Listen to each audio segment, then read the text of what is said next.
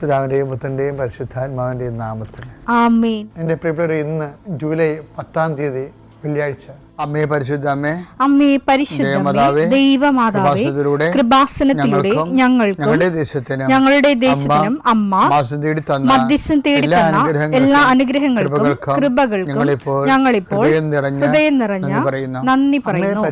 അമ്മേ പരിശുദ്ധമേ, ദൈവമാതാവേ, 2004 ഡിസംബർ 7 ഉച്ചകഴിഞ്ഞ് 2:30 കൃപാസനത്തിൽ സംഭവിച്ച അമ്മയുടെ പ്രത്യക്ഷപ്പെടലിനെ കുറിച്ച് തിരുസഭയ്ക്ക് സമർപ്പിച്ചിരിക്കുന്ന പഠനരേഖകളുടെ മേൽ സഭാത്മകമായ പഠനം ആരംഭിക്കുവാൻ ഞങ്ങൾ പ്രാർത്ഥിക്കുന്നു. അമ്മേ പരിശുദ്ധമേ, ഭൂസ്വർലോകങ്ങളുടെ രാജ്ഞിയായ അങ്ങേയ്ക്ക് ഭൗമസംരക്ഷണത്തിനായി പ്രപഞ്ചപ്രകൃതിയെ തന്നെ തിരുസഭ പ്രതിഷ്ഠിക്കുവാൻ ഈ പ്രത്യക്ഷീകരണം വഴി ഇടയാക്കണമേ. പരിശുദ്ധമേ, ജപമാല മാതാവേ, സകല കൃപാസനം പ്രാർത്ഥനയോടും ചേർത്ത് ഞങ്ങളിപ്പോൾ പ്രാർത്ഥിക്കുന്ന ഈ കുടുംബത്തിന്റെ പ്രത്യേക നിയോഗം പറ മക്കളെ.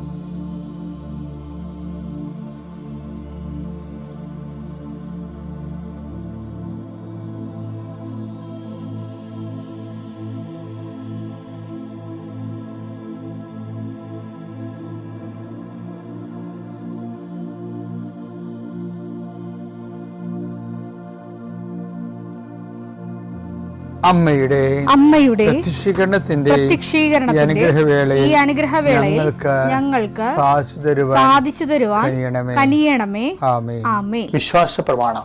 സർവശക്തനായ പിതാവും ആകാശത്തിന്റെയും ഭൂമിയുടെയും സൃഷ്ടാവുമായ ദൈവത്തിൽ ഞാൻ വിശ്വസിക്കുന്നു. അവിടുത്തെ ഏകപുത്രനും ഞങ്ങളുടെ കർത്താവുമായ ഈശോമിശിഹായിലും ഞാൻ വിശ്വസിക്കുന്നു. ഈ പുത്രൻ പരിശുദ്ധാത്മാവിനാൽ ഗർഭസ്ഥനായി കന്യകാമറിയത്തിൽ നിന്ന് പിറന്ന് പൊന്തിയോസ് പീലാത്തോസിന്റെ കാലത്ത് പീഡകൾ സഹിച്ച് കുരിശിൽ തറയ്ക്കപ്പെട്ട് മരിച്ച് അടക്കപ്പെട്ട് പാതാളങ്ങളിൽ ഇറങ്ങി മരിച്ചവരുടെ ഇടയിൽ നിന്ന് 3-ാം നാൾ ഉയർത്ത് സ്വർഗത്തിലേക്ക് എഴുന്നള്ളി സർവശക്തിയുള്ള പിതാവായ ദൈവത്തിന്റെ വലതുഭാഗത്തിരിക്കുന്നു. അവിടെ നിന്ന് ജീവിക്കുന്നവരെയും മരിച്ചവരെയും വിധിക്കുവാൻ വരുമെന്നും ഞാൻ വിശ്വസിക്കുന്നു. പരിശുദ്ധാത്മാവിലും ഞാൻ വിശ്വസിക്കുന്നു. വിശുദ്ധ കത്തോലിക്കാ സഭയിലും പുണ്യവാന്മാരുടെ ഐക്യത്തിലും പാപങ്ങളുടെ മോചനത്തിലും ശരീരത്തിന്റെ ഉയർപ്പിലും നിത്യമായ ജീവിതത്തിലും ഞാൻ വിശ്വസിക്കുന്നു. ആമേൻ. സുഖസ്ഥനായ ഞങ്ങളുടെ പിതാവേ, അങ്ങയുടെ നാമം പൂജിതമാകണമേ. അങ്ങയുടെ രാജ്യം വരണമേ. അങ്ങയുടെ തിരുമനസ് സ്വർഗത്തിലെ പോലെ ഭൂമിയിലും ആകണമേ. അന്നു വേണ്ടുന്ന ആഹാരം ഇന്ന് ഞങ്ങൾക്ക് തരണമേ. ഞങ്ങളോട് തെറ്റ് ചെയ്യുന്നവരോട് ഞങ്ങൾ ക്ഷമിക്കുന്നത് പോലെ ഞങ്ങളുടെ തെറ്റുകൾ ഞങ്ങളോടും ക്ഷമിക്കണമേ. ഞങ്ങളെ പ്രലോഭനത്തിൽ ഉൾപ്പെടുത്തരുതേ, തിന്മയിൽ ഞങ്ങൾ രക്ഷിക്കണമേ. ആമേൻ. നന്മ നിറഞ്ഞ മറിയമേ, സ്വസ്തി. കർത്താവ് അങ്ങയുടെ കൂടെ സ്ത്രീകളിൽ അങ്ങ് അനുഗ്രഹിക്കപ്പെട്ടവളാകുന്നു. അങ്ങയുടെ ഉദരത്തിൻ ഫലമായി ഈശോ അനുഗ്രഹിക്കപ്പെട്ടവനാകുന്നു. പരിശുദ്ധ മറിയമേ, തമ്പുരാന്റെ അമ്മേ, പാപികളായ ഞങ്ങൾക്ക് വേണ്ടി ഇപ്പോഴും ഞങ്ങളുടെ മരണസമയത്തും തമ്പുരാനോട് അപേക്ഷിക്കണമേ. ആമേൻ. കർത്താവേ, നിന്റെ ഉന്നതമായ നാമത്തിന് സ്തോത്രം ചെയ്യുന്നു. കർത്താവേ, നിന്റെ വിശുദ്ധ പൗരോഹിത്യത്തെ മഹത്വപ്പെടുത്തണമേ. കർത്താവെ, സഭയിലുള്ള സാന്നിധ്യം പ്രകടമാക്കണമേ. 40 വർഷം ഞാൻ അർപ്പിച്ച കൃപാനയുടെ യോഗ്യതയാണ്. കൃപാസന അൾത്താറെ ജീവനോടെ പ്രത്യക്ഷപ്പെട്ട പരിശുദ്ധ അമ്മയുടെ മാധ്യസ്ഥത്തിൽ ഞാൻ മക്കളെ ആശീർവദിക്കുന്നു. ഞങ്ങൾ ചില പ്രോജക്റ്റുകൾക്ക് വേണ്ടിയും ചില പോംവഴികൾക്ക് വേണ്ടിയും ജീവിതത്തിലെ ചില പ്രയാസങ്ങൾ, സാമ്പത്തിക വിഷയങ്ങളായാലും മറ്റു വിഷയങ്ങളായാലും മാറുന്നതിന് വേണ്ടി സംസാരിക്കാൻ പോകുന്ന വ്യക്തികളിൽ, നിങ്ങൾ സംസാരിക്കാൻ പോകുന്ന വ്യക്തികളിൽ ഇന്ന് പരിശുദ്ധാത്മ നിറയട്ടെ. സുന്ദരി മാതാവ് സമയത്തിനധികമായ പരിശുദ്ധ അമ്മ കൃപാസന മാതാവ് ഇന്ന് നിങ്ങളുടെ കൂടെ യാത്രയാവുകയും നിങ്ങളുടെ കൂടെ വരികയും ചെയ്യട്ടെ. നിങ്ങൾക്ക് സംസാരിച്ച് ഒതുക്കാൻ പറ്റാത്ത വിഷയങ്ങൾ, നിങ്ങൾ സംസാരിച്ചാൽ ശരിയാകത്തില്ലെന്ന് തോന്നുന്ന സ്ഥലങ്ങളിൽ കർത്താവ് തന്നെ മറുപക്ഷത്ത് നിന്നുകൊണ്ട് നിങ്ങൾക്ക് അനുകൂലമായ ഒരു സാഹചര്യം ഉണ്ടാക്കിത്തരാൻ കർത്താവിൻ്റെ നാമത്തിൽ ഞാൻ നിങ്ങളെ ആശീർവദിക്കുന്നു. കർത്താവേ, കുടുംബം വന്ന് പെട്ടിരിക്കുന്ന വഴികൾ, ഒരു തീരുമാനം എടുക്കാൻ പറ്റാത്തവർ, പല വിഷയങ്ങളെക്കുറിച്ചും ഏത് ജോലിക്ക് പോകണം, ഏത് നാട്ടിൽ പോകണം, ഏത് രാജ്യത്ത് പോകണം എന്നറിയാൻ പാടില്ലാതെ വിഷമിക്കുന്നവർ, എന്ത് പഠിക്കണം എന്നറിയാൻ പാടില്ലാതെ വിഷമിക്കുന്നവർ, ഒരു തീരുമാനം എടുക്കാൻ പറ്റാത്തവർ, അവർക്ക് പരിശുദ്ധാത്മാവ് പ്രവർത്തിച്ചുകൊണ്ട് അവർക്ക് പുതിയ തീരുമാനം എടുക്കാൻ കർത്താവ് നിങ്ങളെ സഹായിക്കട്ടെ. എൻ്റെ കർത്താവിൻ്റെ ഉന്നതമായ നാമത്തിൽ സഭയുടെ അധികാരത്തിൽ, കുരിശിൻ്റെ അടയാളത്തിൽ, ദൈവശക്തിയാൽ രോഗപീഠകൾ, വേദന രോഗങ്ങൾ, മറ്റ് വ്യക്തികളുമായിട്ടുള്ള വഴക്കുകൾ, കേസുകൾ, കോടതി കേസുകൾ, പോലീസ് കേസുകൾ, ഇൻ്റർവ്യൂകൾ, ടെസ്റ്റുകൾ, പരീക്ഷാ ഫലങ്ങൾ നിങ്ങൾക്ക് അനുകൂലമായിരിക്കാൻ പരിശുദ്ധ മാതാവിൻ്റെ മധ്യസ്ഥയിൽ ഞാൻ നിങ്ങളെ യേശുനാമത്തെ ആശീർവദിക്കുന്നു. നിത്യപിതാപുത്രൻ പരിശുദ്ധാത്മാശ്വരശ്വരെ നീക്കുവാവേ. എൻ്റെ സഹോദരങ്ങളെ, ഇന്നത്തെ ആൾക്കാരുടെ ആധ്യാത്മികതയില്ലേ, എനിക്കത് വളരെ പൂർവികരെക്കാളും വളരെ സത്യസന്ധമായ ആധ്യാത്മികതയിൽ നിന്നുള്ളത്. അതിൻ്റെ കാരണങ്ങളൊന്ന്, പൂർവികർക്ക് ബൈബിള് അധിഷ്ഠിതമായിട്ടുള്ള ആധ്യാത്മികത കുറവായിരുന്നു. കാര്യം ബൈബിള് ഇതുപോലെ വ്യാഖ്യാനിച്ച് കൊടുക്കുകയോ വചനാധിഷ്ഠിതമായിട്ട് ജീവിതം ക്രമീകരിക്കുന്നതിൻ്റെ സാങ്കേതിക വശങ്ങൾ പറഞ്ഞു കൊടുക്കുകയോ ചെയ്യാനുള്ള സംവിധാനങ്ങളില്ലായിരുന്നു. ഇപ്പോഴങ്ങനെയല്ല. നമ്മൾ ആൾക്കാരോട് എന്തെങ്കിലും പറഞ്ഞാൽ വളരെ ശ്രദ്ധിക്കുക മാത്രമല്ല, ആൾക്കാർ അപ്ലിക്കേറ്റ് ചെയ്യുന്നുണ്ട്. ഞാൻ കഴിഞ്ഞ ചൊവ്വാഴ്ച നിങ്ങളുടെ കൂടെ ധ്യാനത്തിൽ പറഞ്ഞ രമ്യ വർഗീസൊക്കെ ഇതിൻ്റെ ഉസ്താദന്മാരാണ്. പക്ഷേ അവർ ആപ്ലിക്കേറ്റ് ചെയ്യും. എന്ത് സംഭവം കിട്ടിയാലും ആ വചനം, ഇപ്പം നോട്ട് ബൈ മെറിറ്റ് എന്തുമാത്രം സാർവലൗകിക സാർവജനീയമായി എല്ലാവരും നോട്ട് ബൈ മെറിറ്റ് പറയുന്നില്ലേ? പറയണവരാരാണ്? ഇത് കൂടുതലും വിദ്യാർത്ഥികളാണ്. മാസ്റ്റർ ഡിഗ്രി എടുക്കുന്ന ആൾക്കാരൊക്കെയാണ് ഇത് പറയണത്. ഞങ്ങൾ അവസാനമേക്ക് മനസ്സിലായി. ഞാൻ അമ്മയോട് പറഞ്ഞു, അമ്മേ ഇത് നോട്ട് മെറിറ്റിലെ വർക്ക് ചെയ്തോ.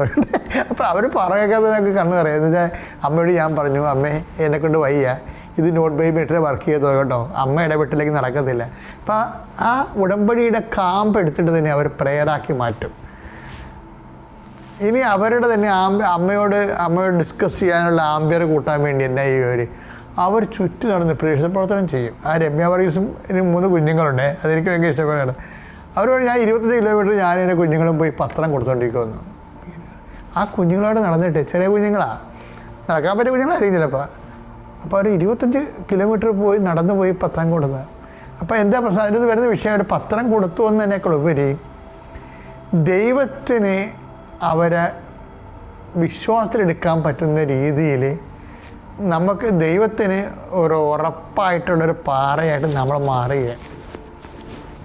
കാര്യം ഈ പാറമേൽ എൻ്റെ പള്ളി പണിയുന്നതിലേക്ക് 10 ദിവസം കൊണ്ട് ഈശോ പറഞ്ഞത്, ഈ പാറമേൽ എൻ്റെ പള്ളി പണിയും. അപ്പൊ ആ വചനം എടുത്തേ, മത്തായി 16:18. മത്തായി 16:18. ഞാൻ നിന്നോട് പറയുന്നു, നീ പത്രോസാണ്, ഈ പാറമേൽ എന്റെ സഭ ഞാൻ സ്ഥാപിക്കും, നരക കവാടങ്ങൾ അതിനെതിരെ പ്രബലപ്പെടുകയില്ല. ഇപ്പൊ ഇന്ന് വിഷയം ഈ പാറമേൽ എന്നുള്ള വാക്കിനാണ് പ്രാധാന്യം. നമുക്ക് ദൈവത്തിന് വർക്ക് ചെയ്യാൻ പറ്റുന്ന ഒരു ഉറപ്പായിരുന്ന വെള്ളത്തിൽ ദൈവം കൊണ്ടുവന്ന് പെയിൻ്റ് അടിക്കത്തില്ലെന്നൊക്കെ അറിയാമല്ലോ. ഐസ് പെയിൻ്റ് അടിക്കണമെന്ന് കേട്ടിട്ടില്ലേ? ഐസ് പെയിൻ്റ് അടിച്ചാൽ ഇപ്പോൾ ബ്രഷ് എടുക്കുമ്പോൾ തന്നെ അത് ഉരുകിപ്പോവും. അപ്പം ദൈവം ഇങ്ങനെ ഐസ് കെട്ടിലൊന്നും പെയിൻ്റ് അടിക്കത്തില്ല. അപ്പം നിങ്ങൾ ഐസായി ഇങ്ങനെ മാറി മാറി ലക്ഷണം മാറുന്ന ആൾക്കാരാണെന്ന് കണ്ടു കഴിഞ്ഞാൽ ദൈവം വർക്ക് ചെയ്യത്തില്ല. ദൈവം പറഞ്ഞ എന്താണ്? ഈ പാറമേൽ ഞാൻ എൻ്റെ പള്ളി പണിയും. ഇപ്പം രമ്യ വർഗീസ് ഒരു പാറയാണ് ശരിക്കും പറഞ്ഞാൽ. രമ്യ വർഗീസ് ഭർത്താവിൻ്റെ അസുഖത്തിന് അവരെയും കൊണ്ട് പ്രാർത്ഥിക്കാൻ വേണ്ടി വന്നതാണ്. പക്ഷെ ഈ നമ്മൾ നേരത്തെ പറഞ്ഞ ഡൊമിനിക്കിനോടും വൈഫിനോടും പറഞ്ഞ പോലെ തന്നെ രമ്യ കൃപാസൻ ചവിട്ടിയപ്പോൾ തന്നെ അമ്മ പറഞ്ഞ്, മകളെ ദുരന്തം ഉണ്ടാകാൻ പോകണം, പ്രാർത്ഥിക്കാം. അപ്പോൾ രമ്യ ഉടനെ വിവേചിച്ചു, ഇത് അമ്മയുടെ പ്രത്യക്ഷയുടെ സന്ദേശമാണല്ലോ, അപ്പോൾ അമ്മയാണല്ലോ എന്നെ ഇവിടെ കൊണ്ടുവന്നത്, അമ്മ അറിയാതെ ഒന്നും ജീവിതത്തിൽ സംഭവിക്കത്തില്ലല്ല, അതുകൊണ്ട് നമുക്ക് ഉടമ്പടി എടുത്തിട്ട് പോകാമെന്ന്. ഉടമ്പടി എടുത്തിട്ട് രമ്യ വർഗീസ് ഭർത്താവിനെ എന്നെ കാണിക്കാൻ വന്നു. അപ്പം ഞാൻ ഭർത്താവിന് വേണ്ടി പ്രാർത്ഥിച്ച്. അപ്പം രമ്യ സാക്ഷ്യം പറയണത്, അച്ഛൻ പ്രാർത്ഥിച്ചു കഴിഞ്ഞാൽ അച്ഛൻ എന്ത് പന്തികേട് തോന്നിക്കാമായിരിക്കും, അച്ഛൻ എന്നെ തട്ടിയെന്ന്. അച്ഛൻ ഇങ്ങനെ എൻ്റെ ഭുജത്തിൽ ഇങ്ങനെ തട്ടി. അപ്പോൾ എനിക്ക് കിട്ടിയ മെസ്സേജ്, കർത്താവിൻ്റെ ഹിതം എന്താണ്, അത് നീ സ്വീകരിക്കണമെന്ന് അച്ഛൻ എന്നോട് പറഞ്ഞത്. അപ്പോൾ കർത്താവിൻ്റെ ഹിതം, എൻ്റെ ഭർത്താവ് പിറ്റേ ആഴ്ച മരിച്ചുപോയി, കർത്താവിലേക്ക് തിരിച്ചുപോയി. അപ്പോൾ എനിക്ക് മനസ്സിലായി കർത്താവ് പറഞ്ഞ ദുരന്തം ഇതാണ്. അപ്പോൾ ഞാൻ എന്ത് ചെയ്യുമെന്ന് വെച്ച് കഴിഞ്ഞാൽ, ഞാൻ ദൈവഹിതത്തിന് കീഴ്വഴങ്ങിക്കൊണ്ട് ഞാനത് ഏറ്റെടുത്ത്. അതാണ് ഈ പാറയെന്ന് പറഞ്ഞ സാധനം. അല്ല, ഞാനിത്ര പ്രാർത്ഥിച്ചതാണ്. ഞാനിപ്പോൾ പണ്ട് ഓർക്കൊണ്ടേ, ഞാൻ ഒരു വീട്ടിലൊരു മരിപ്പിന് ഓട്ടോറിക്ഷ ഇടിച്ച് മരിച്ച ഒരു വീട്ടിൽ, ഓട്ടോറിക്ഷയിൽ ലോറി ഇടിച്ച് മരിച്ചു. എൻ്റെ ഇടവക്കാരനാണ്.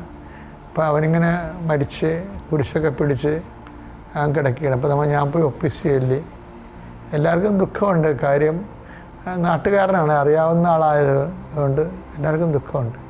അപ്പോൾ ഞാനാ പ്രാർത്ഥിച്ചപ്പോൾ എന്നെ കണ്ടപ്പോൾ ആ ചേടുത്തി അവൻ്റെ അമ്മ പറഞ്ഞേ, എൻ്റെ അച്ഛാ, എത്ര കുരിശിട്ട് ഞാനിവിടെ കിടത്തി ഉറക്കിയതാണ്, അവസാനം അവൻ കുരിശി പിടിച്ച് കിടക്കുകയാണ്. നമ്മളെ ചെറുപുറത്തൊക്കെ ചെല്ലുമ്പോൾ ചേടുത്തിമാരുടെ പാട്ടെന്ന് പറഞ്ഞാൽ സഹിക്കാൻ പറ്റത്തില്ല. ആ മകൻ കിടക്കാൻ നേരത്ത് കുരിശിട്ടെന്ന് കാരണം ഇപ്പം ഈ അമ്മ പറയണതേ, അച്ഛനെ തോട്ടി ദൈവത്തിനെ ഉപദ്രവിക്കാൻ അവരുടെ ഉദ്ദേശം. അച്ഛനൊരു പ്രതിനിധിയോടെ വന്നിരിക്കണമല്ലേ ദൈവത്തിൻ്റെ. അപ്പം അച്ഛനെ തോട്ടി ദൈവത്തിനെ ഒളിഞ്ഞ് ഈ ബാല്യ അമ്പെയ്ത പോലുള്ള ഈ അമ്പെയ്ത്താണ് സംഭവം. ഒരു ദുഃഖം വരുമ്പോൾ ഈ വില്ലാളി വീരത്തികളൊക്കെ വരും. ഒരു ദുഃഖം വരുമ്പോൾ അവരതിനാൽ അവർക്ക് തീരുമാനമാവും. എന്താ കാര്യം, ഇങ്ങനെയുള്ള ഒരു ഹൃദയത്തിൽ ഒരു സ്ഥലത്ത് ദൈവം ഒരിക്കലും ഒന്നും ചെയ്യത്തില്ല. അതാണ് ഈ പാറമേൽ. ഏത് പാറയാണെന്ന് നിങ്ങൾക്ക് അറിയാമല്ലോ, അത് ഉടമ്പടി പാറയാണ്. എന്ത് പറയണത്, അത് എടുത്തേ. മത്തായി 7:24. മത്തായി 7:24. എൻ്റെ ഈ വചനങ്ങൾ ശ്രവിക്കുകയും അവ അനുസരിക്കുകയും ചെയ്യുന്നവൻ പാറമേൽ ഭവനം പണിത വിവേകമതിയായ മനുഷ്യന് തുല്യനായിരിക്കും. ഈ പാറമേൽ എൻ്റെ പള്ളി പണിയുമെന്ന് പറയുമ്പോൾ ഈ പാറ ഏതാണത്? എൻ്റെ വചനം ഈ 7:24 പാറയാണ്. മത്തായിയുടെ സുവിശേഷത്തിൽ അതാണത്. എൻ്റെ വചനം കേൾക്കുകയും അത് ജീവിക്കുകയും ചെയ്യുന്നവൻ പാറയാണെന്ന്. അപ്പോഴേ എൻ്റെ വചനം കേൾക്കുകയും അതനുസരിച്ച് ജീവിക്കുകയും ചെയ്യുന്നവരല്ലേ ഉടമ്പടിയിലുള്ളത്. അല്ലെങ്കിൽ എൻ്റെ വചനം കേൾക്കുകയും അതനുസരിച്ച് ജീവിച്ചു കൊള്ളാമെന്ന് പറയുന്നവരാണല്ലോ ഉടമ്പടി എടുക്കണത്. അപ്പോൾ ഉടമ്പടി ജീവിക്കുന്നതിലൂടെ നമ്മൾ പാറയായി മാറുകയും ആ പാറമേൽ ദൈവത്തിൻ്റെ പദ്ധതികൾ പണിയും. നീ ഒരു പാറയാകാൻ വേണ്ടിയുള്ള ദൈവവിളിയാണ് ഉടമ്പടി നമ്മുടെ മുമ്പിൽ നീട്ടുന്നത്. അതനുസരിച്ച് അറിഞ്ഞ് അതിൻ്റെ അകത്ത് ഇൻവെസ്റ്റ് ചെയ്യാൻ നോക്കണം. പിതാവിൻ്റെയും പുത്രൻ്റെയും പരിശുദ്ധാത്മാവിൻ്റെയും നാമത്തിൽ.